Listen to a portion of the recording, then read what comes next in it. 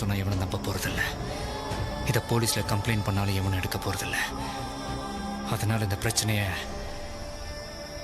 நானே டீல் பண்றதா முடிவு பண்ணிட்டேன். நீ யார்கிட்ட மோதிர தெரியுமாடா?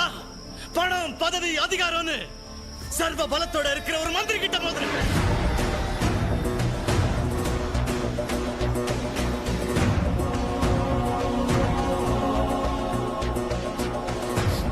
உன்கிட்ட ஆளு, அதிகாரம், பணம், பதவின்னு சகலமும் இருக்கலாம்.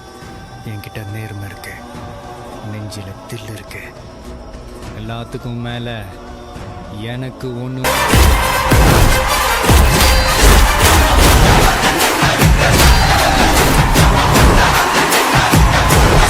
இருக்கு.